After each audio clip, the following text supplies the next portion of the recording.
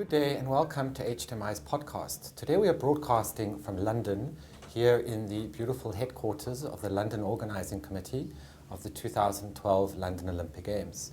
And I have the pleasure of chatting with Jules Mantle, who is the Senior Manager of the London Organising Committee for the Summer 2012 Olympic and Paralympic Games. Jules, lovely to be here in London. Thank you for inviting me. Such glorious weather outside. Yep. Yeah, magnificent views that you have over here.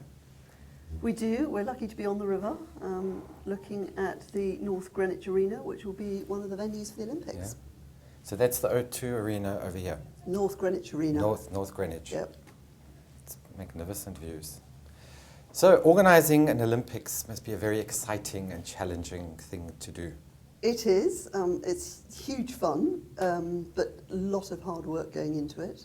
The organisation has been up and running for it's 7 years since we won the bid, and it was announced in Singapore, and work started pretty much immediately.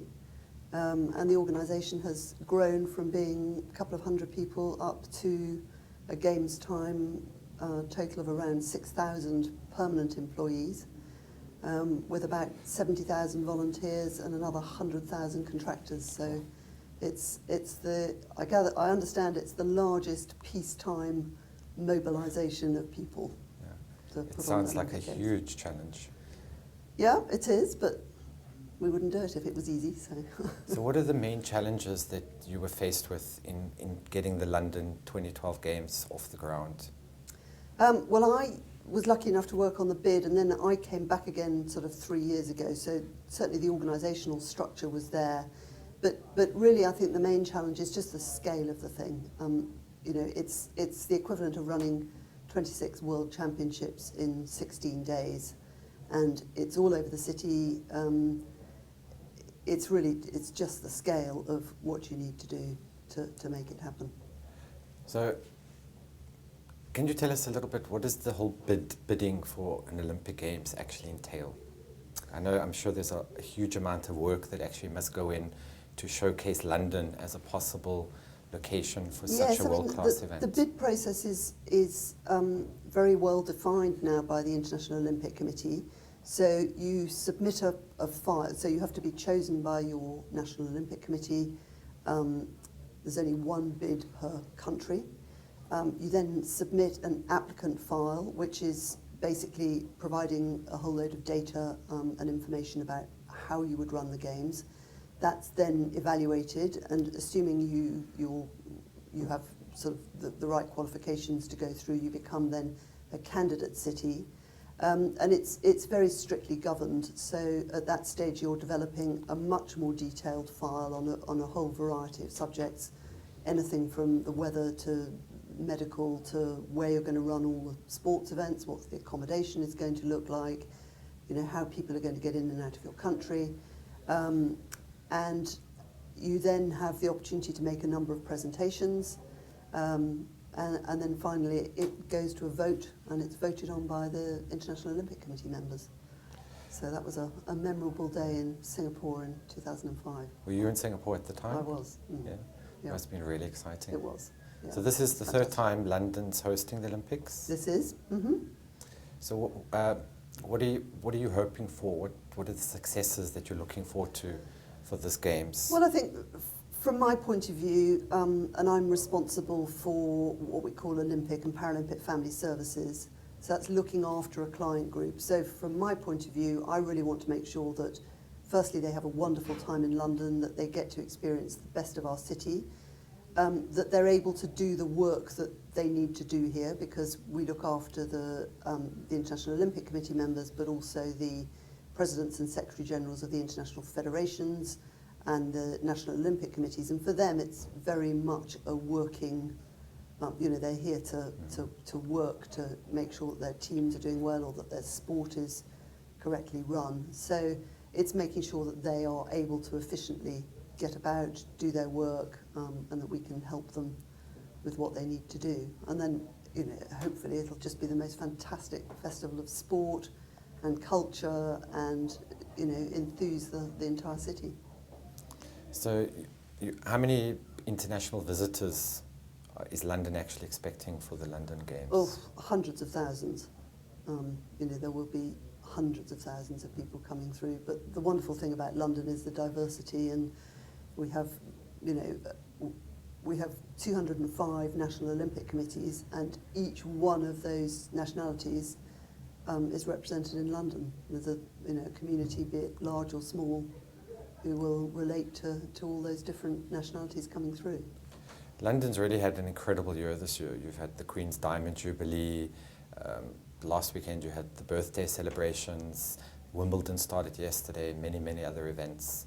What is unique about London that attracts so many? I mean, I know of course the Diamond Jubilee, that's unique to London. Yes. But there's a vibe within the city. I think we're lucky to have incredible diversity here. I think we've got a wonderful backdrop of sort of beautiful historic buildings, but also wonderful modern buildings as well. I'm not sure, the weather's been fabulous this summer, so the city's looking very green, and I think that provides a nice kind of backdrop as well. But I think we've got a kind of mixture of great history and modernity, so when you put all that together, I think we're very blessed.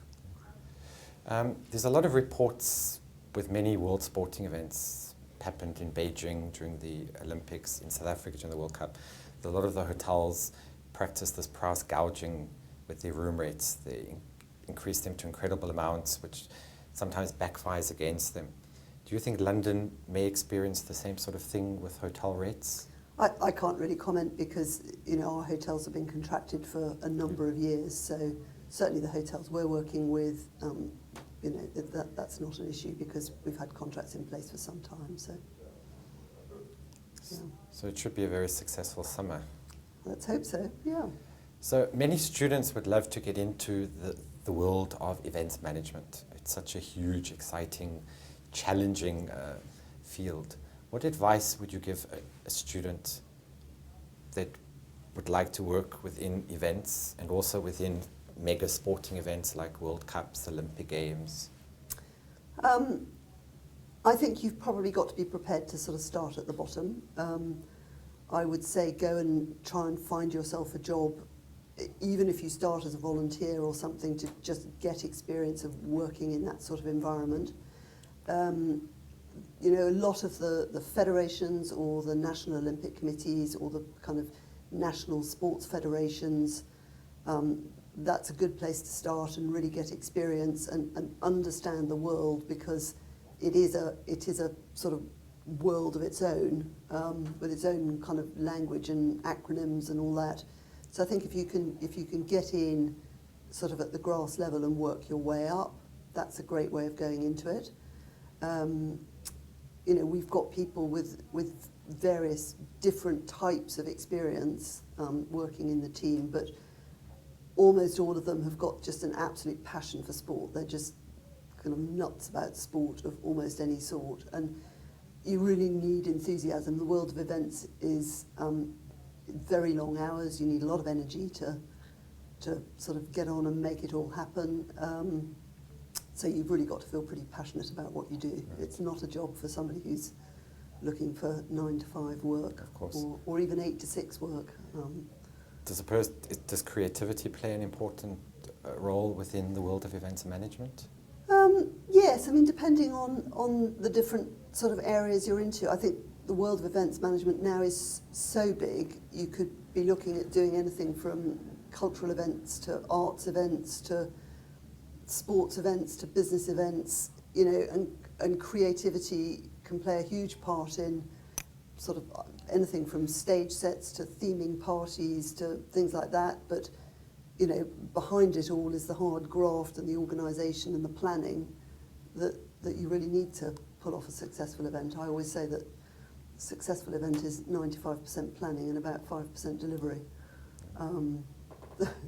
The work is all in the planning. Correct. But there are people who are fantastically creative, but they need to be backed up by people who are great technicians or great at logistics or all those other things that form part of it.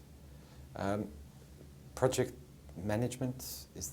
Yeah, that's a very necessary skill as well, particularly you know, when you start moving into the bigger projects, you really need full-time project managers, and they just have to be super organised. You know, they're the people who really sort of drive the thing and keep it on track and making sure that everybody's coming into the big strategic plan.